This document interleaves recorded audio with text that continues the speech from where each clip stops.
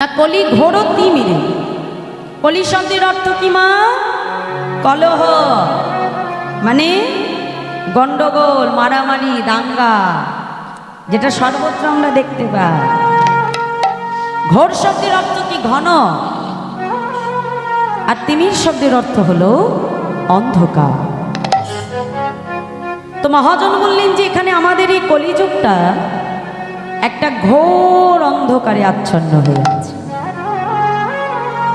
তাহলে এখানে কোন অন্ধকারের কথা বলছি বাবা? এই যে চারপাশে যে অন্ধকার দেখছে, এই অন্ধকার কি গো মায়েরা? নয়, শাস্ত্র বলছে মায়ার রূপী অন্ধকার। দাও তাহলে শাস্ত্র এখানে কোন অন্ধকারের কথা বললে? মায়ার রূপী অন্ধকার। কোন মায়া মা? না, আমরা প্রত্যেকটা জীব যখন মাতৃগর্ভে ছিলাম বাবা,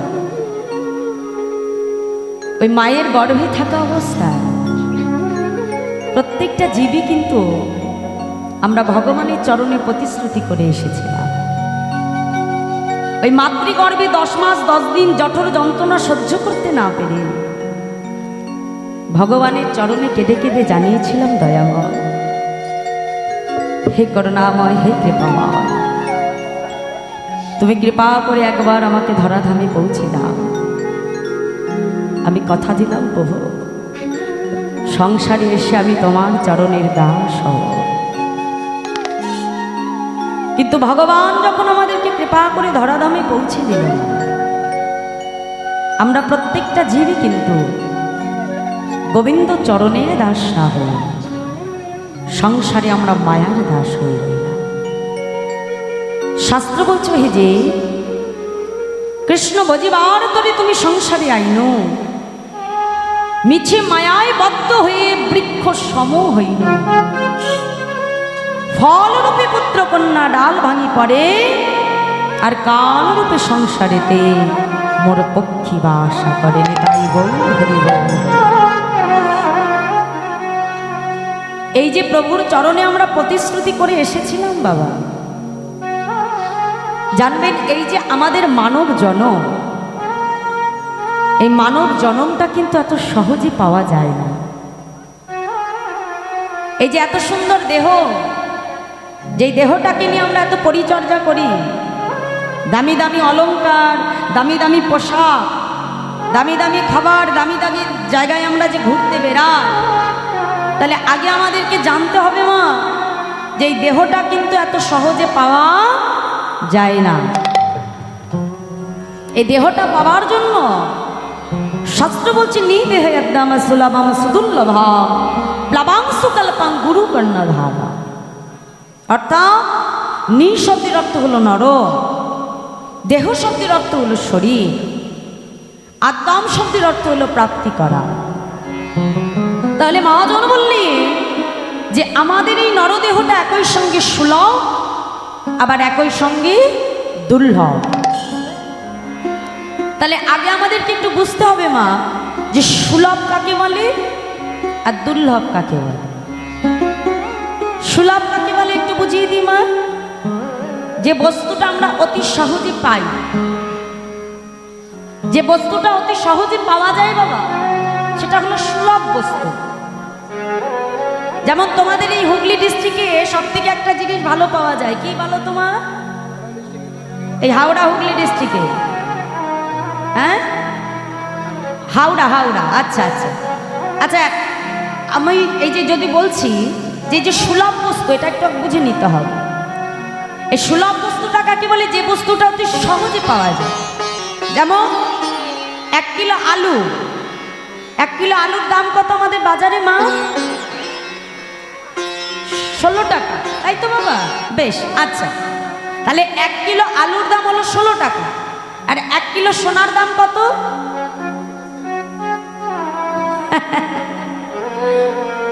10 গ্রামের দামই তো 75,000। কি গো মাইরা? ঠিক আছে, আমি 10 গ্রাম ধরলাম, 10 গ্রামই ধরছি, ঠিক আছে? তাহলে 1 কিলো আর 10 গ্রাম ভেবে দেখো, পাশাপাশি রাখছি আমি। তাহলে এখানে কোন বস্তুটা সুলভ হবে আর কোনটা দুর্লভ হবে তোমরা বলো? সুলভ কোনটা হবে? আলু। বাহ, কেন আলুটা সুলভ কেন? প্রত্যেক বছর বাবা ফলন হচ্ছে কি, তাই তো? প্রত্যেক বছর চাষি ওঠাচ্ছে মাঠ থেকে, হ্যাঁ? তাহলে আলুটা হলো সুলভ বস্তু, প্রত্যেক বছর যার ফলন হচ্ছে, প্রত্যেক বছর পাচ্ছি। কিন্তু সোনা কি প্রত্যেক বছর ফলে বাবা? ফলে না। ও ভগবান একবার যা তৈরি করে রেখে দিয়েছে ওটুকুই শেষ। হরি বল, হরি বল। তাহলে সোনাটা তো সহজে পাওয়া যায় না, সোনাটা হলো দুর্লভ বস্তু, তাই তো? তাহলে বোঝা গেল তো? হ্যাঁ।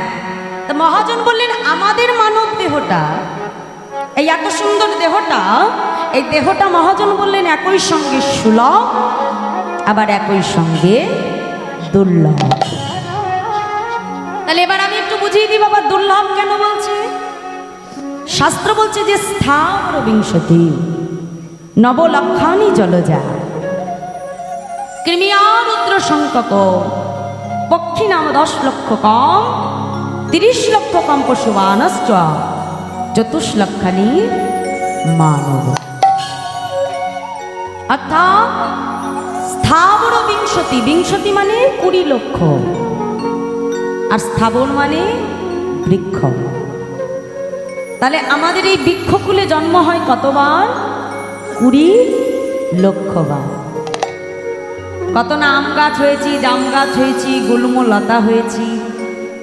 মুক্তি কবে পেলাম মা? যেদিন তুলসী বৃক্ষরূপে আমার জন্ম হলো। ওই তুলসী বৃক্ষরূপে জন্মগ্রহণ করে যেদিন আমি গোবিন্দ সেবা করতে পারলাম, যেদিন আমি ভক্ত সেবা করতে পারলাম, সেই দিন এই 20 লক্ষ বৃক্ষ জন্ম হতে আমার মুক্তি লাভ হয়ে গেল। নিতাই গৌর। তারপরে শাস্ত্র বলছে নবলক্ষানি জলজা। এরপর 9 লক্ষ বার আমাদেরকে জলের মধ্যে জন্মগ্রহণ করতে হয়। কত না ঝিনুক হয়েছি, শামুক হয়েছি, মাছ হয়েছি, পোকামাকড় হয়েছি। ও মায়েরা, জল থেকে মুক্তি হয় কবে জানো? যেদিন শঙ্খরূপে আমার জন্ম হলো। রাধে রাধে। যেদিন শঙ্খরূপে জন্মগ্রহণ করে আমি ভগবান সেবা দিতে পারলাম, সেই দিন 9 লক্ষ জলের জীবন থেকে আমার মুক্তি লাভ হলো। তারপরে শাস্ত্র বলছে কৃমিয়া রুদ্র সংকক, কৃমি কীট রূপে আমার জন্ম হয় 10 লক্ষ বার। কৃমি কীট রূপে আমার জন্ম হলো 11 লক্ষ বার। আর এই কৃমি কীট জন্মের শেষ জন্ম যেদিন মধুকর অর্থাৎ মৌমাছি রূপে আমার জন্ম হলো। তারপরে শাস্ত্র বলছে পক্ষী নাম 10 লক্ষ কম। একটু আসতে। এরপর পক্ষীকুলে আমার জন্ম হলো 10 লক্ষ। আর এই পক্ষী জন্মের শেষ জন্ম কোনটি? ময়ূর। বাহ, খুব সুন্দর। তারপরে শাস্ত্র বলছে 30 লক্ষ কম পশু বানাস্ত্র। এরপর পশুকুলে আমাদেরকে জন্মগ্রহণ করতে হয় 30 লক্ষ বার। চারপাশে এত প্রজাতির পশু দেখি না বাবা।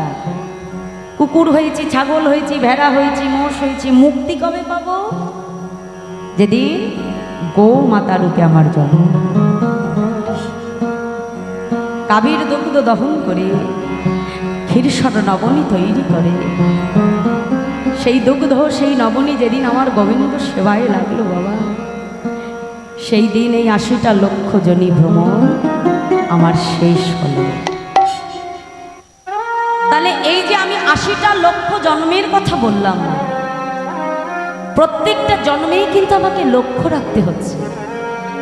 যতক্ষণ না এই দেহ দিয়ে তুমি গোবিন্দ সেবা করতে পারবে, যতক্ষণ না এই দেহ দিয়ে তুমি সাধুগুরু বৈষ্ণবের সেবা করবে, এই দেহের কিন্তু বাবা মুক্তি হবে। তাহলে তোমরা বলবে বাবা দেহের যদি মুক্তি না হয় তাহলে দেহটার কি হয়? মানুষ যখন মারা যায় তাহলে কি হয়?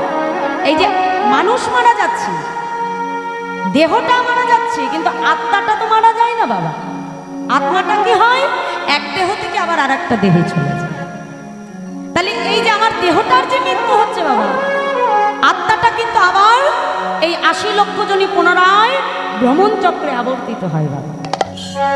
আর এই জন্ম মৃত্যুর চক্রে আমাকে বারংবার কিন্তু আবর্তিত হতে হবে। মুক্তি আমার ততক্ষণ হবে না যতক্ষণ দেহ দিয়ে তুমি ভজন করবে নি। তাই গৌর হরি বল। আর এই যে জন্ম মৃত্যুর চক্রে আমরা আবর্তিত হচ্ছি বাবা, দেখো আজ এখানে এতজন ভক্ত আমরা এসেছি, একজনও কি বলতে পারবো যে মা আমি সংসারে এসে সুখী আছি? কি কেউ পারবো? পারবো মায়েরা? পারবো না। কারণ সংসার মানেই হলো একটা দুঃখের সাগর মা, যেখানে প্রতিনিয়ত সংসারের ত্রিতাপ জ্বালা তোমাকে সহ্য করতে হবে। এই মৃত্যুর চক্রে তোমাকে বারংবার আবর্তিত হতে হবে যতক্ষণ না দেহটা ভজনের উপযোগী হবে। শাস্ত্রে বলছে বাবা, পুনঃ পুনঃ ঘর্ষণে সুগন্ধি চন্দন,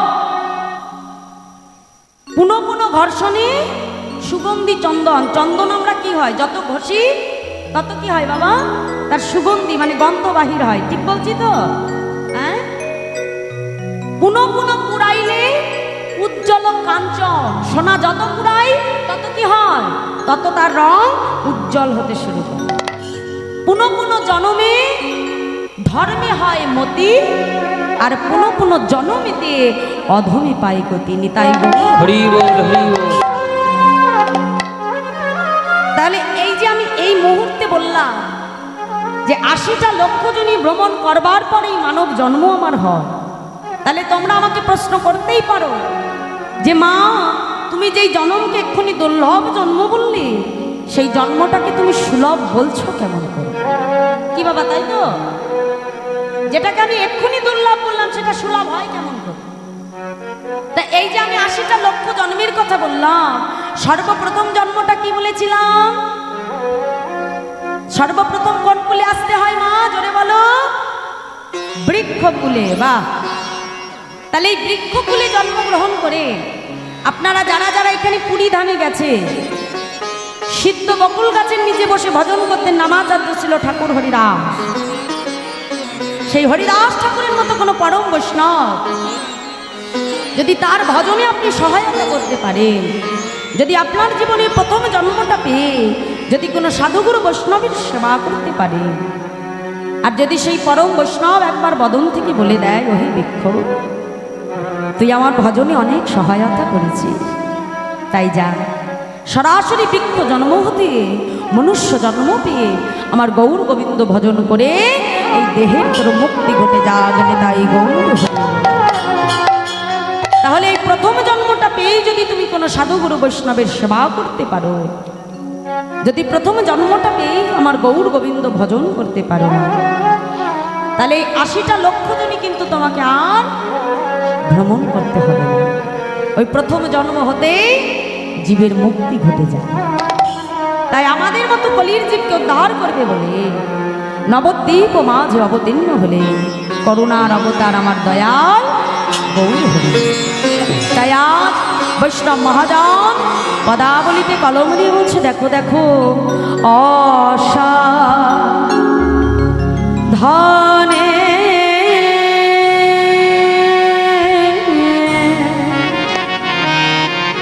চিন্তামণি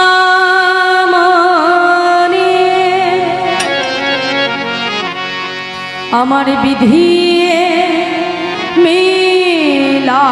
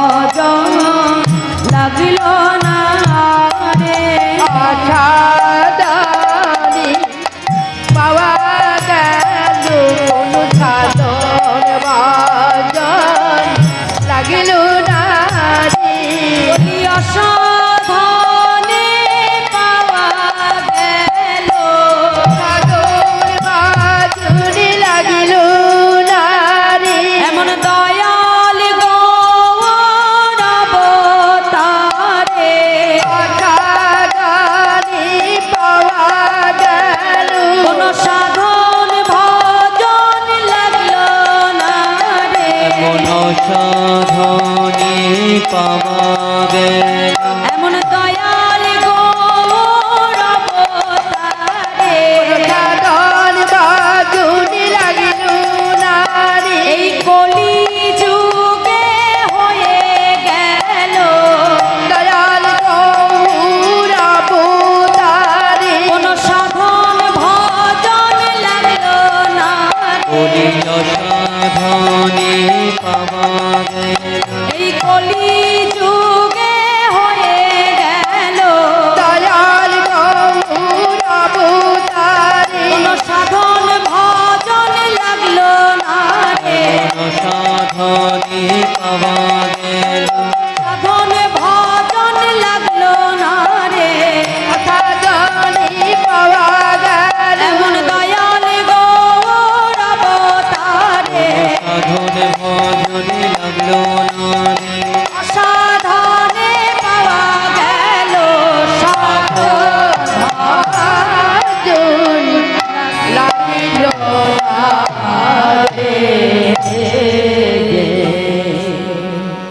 অসাধনে পাওয়া গেল সাধন ভজন লাগলো না। তাহলে এই কলিযুগে ভগবানকে পাওয়ার জন্য কোনো কষ্ট করতে হয় না গোমাই।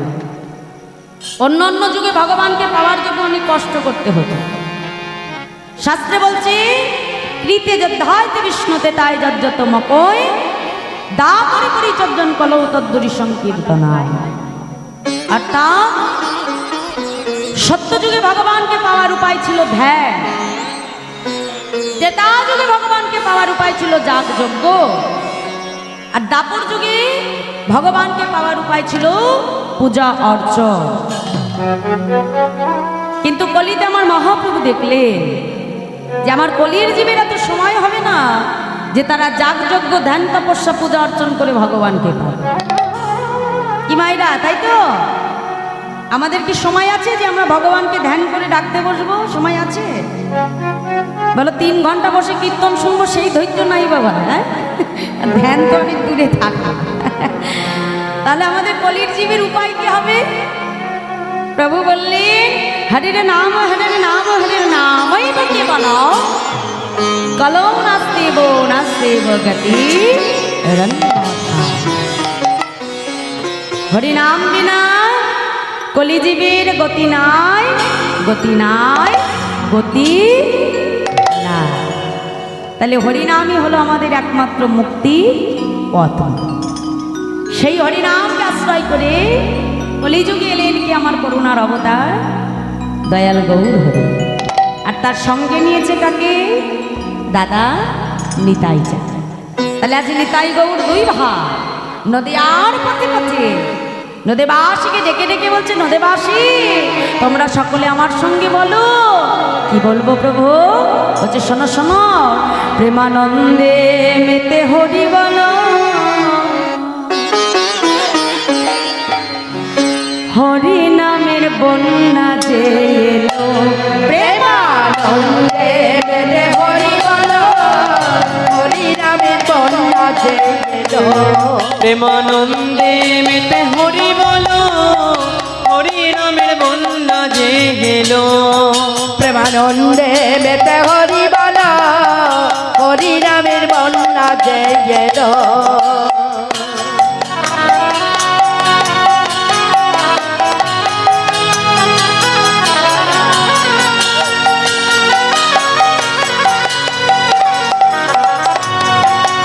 হরি হরি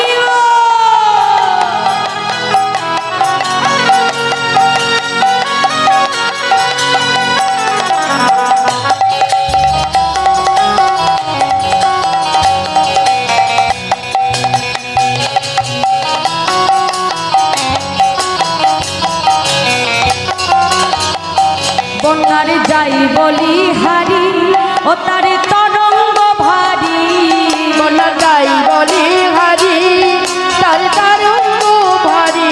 বন্যার যাই বলি হারি ও তার তরঙ্গ ভারী, বন্যার যাই বলি হারি তার তরঙ্গ ভারী। আচ্ছা তরঙ্গ মানে কি গো মা?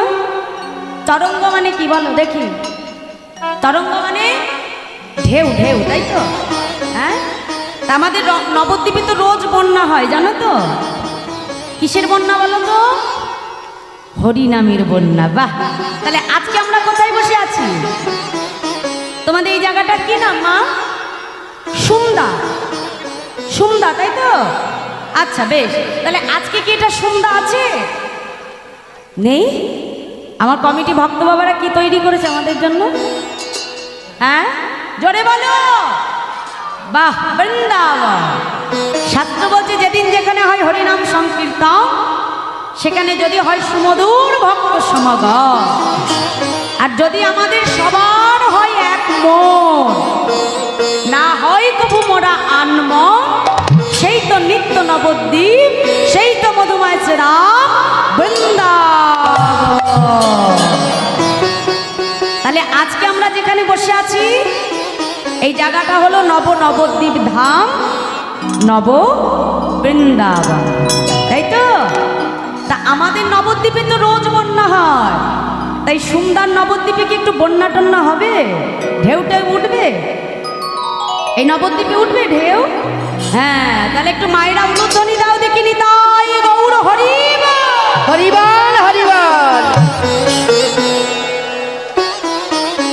হ্যাঁ বাবা বাবা, খুব সুন্দর। এই এতক্ষণ পরে মনে হচ্ছে যে আমি একটু নবদ্বীপে এসেছি মা।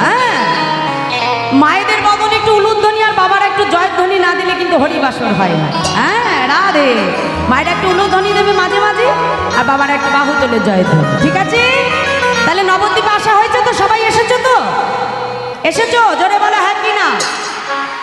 বাহ, তাহলে আসতে গেলে একটু চাদরের নিচ দিয়ে হাতগুলো বার করতে হবে। দেখে হাত বার করো, সবাই হাত বার করো।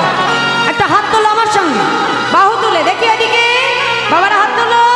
হ্যাঁ, করতালি দিয়ে বলো বন্যারে যাই বলি হারি, ও তার তরঙ্গ ভারী। হরি হরি তার তরঙ্গ ভারী। বন্যারে যাই বলি হারি, ও তার তরঙ্গ ভারী। যাই বলি হরি, ও তার তরঙ্গ ভারী। তরঙ্গে দিচ্ছে সাঁতার গোলক বিহারী। হরি হরি সাঁতারে গোলক বিহারী। গোলক বিহারী।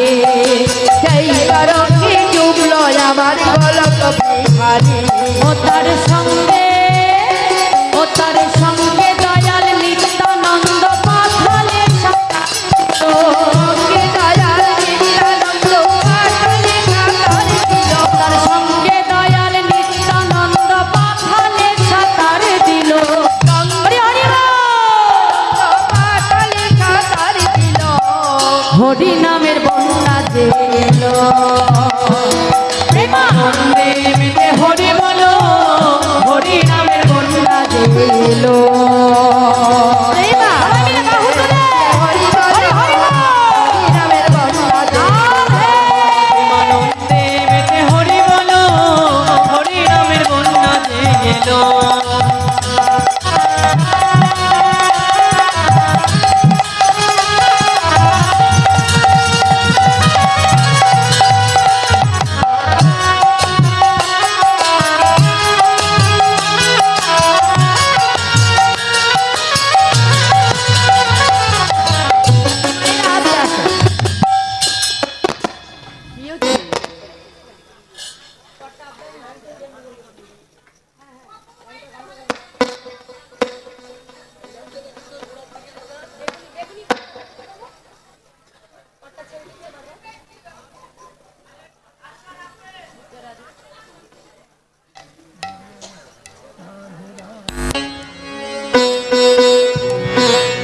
জলাধি জলা। আচ্ছা তাহলে মায়েরা আস্তে আস্তে বলি, এখানে আমি একা দাঁড়িয়ে আছি বলে আমি একা নাচতে পারি, তোমরা পারো না? পারো তো? সবাই নাচতে পারো তো? তাহলে আমাকে একটু বসে বসে নাচ দেখাবে সবাই? হ্যাঁ, খুব ভালো। মায়েরা এখানে সবাই প্রসাদ পেয়ে এসেছো তো? বাড়ি থেকে এসেছো তো? হ্যাঁ, তাহলে প্রসাদ যখন পেটে আছে তাহলে একটু উচ্চ ঈশ্বরে সবাইকে হ্যাঁ বলতে হবে, যাতে আমার কান পর্যন্ত আসে। রাধে রাধে। দেখে হাত তোলো। হ্যাঁ, আমার সঙ্গে একটু বাহু দুলিয়ে দুলিয়ে নাচতে হবে। দেখি চলো। বন্যারে যাই বলি হারি, ও তার তরঙ্গ ভারী।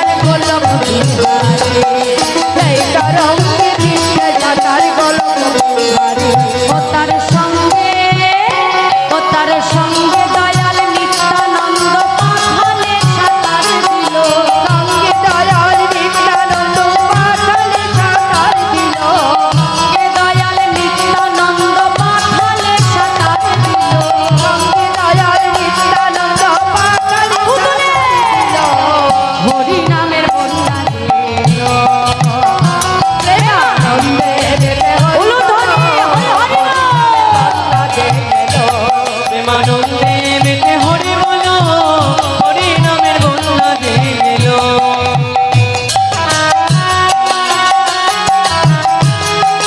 বাহু তুলে রাধে রাধে হরি হরি বল।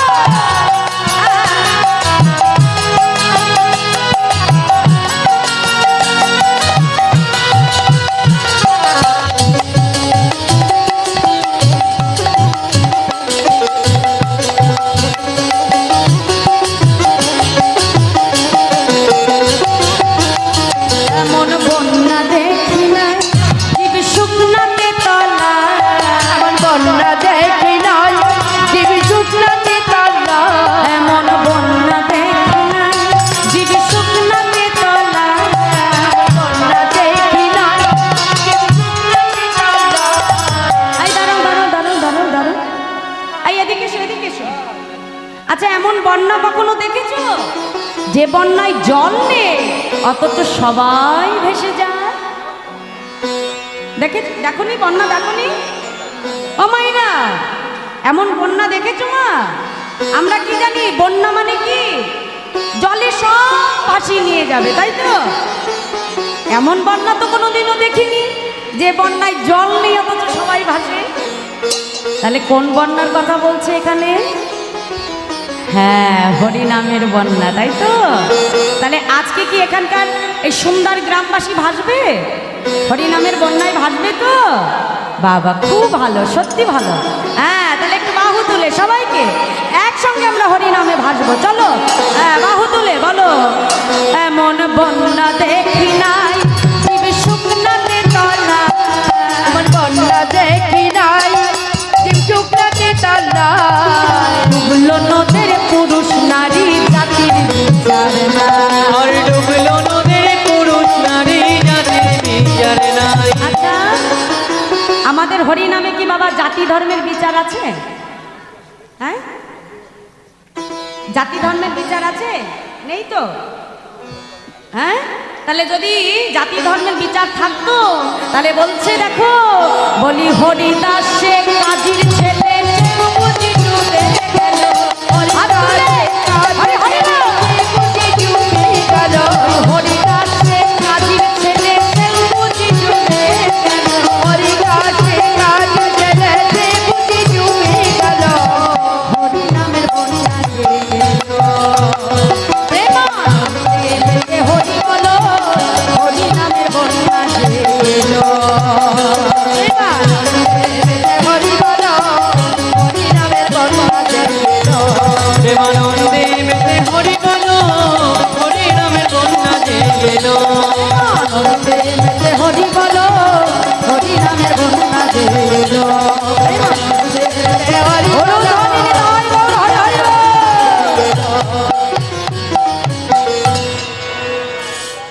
তাই আজ সেই হরিনামের বন্যার করুণার অবতার আমার দয়াল গৌর হরি সঙ্গে নিয়েছেন কাকে দাদার নিতাই চাঁদ সঙ্গে নিয়ে সেই হরিনামের বন্যায় ভাসাতে এলেন আমাদের মতো পরিচ্ছন্ন জীবকে তাই আজ বৈষ্ণব মহাজন পদাবলিতে কলম দিয়ে বলছে দেখো দেখো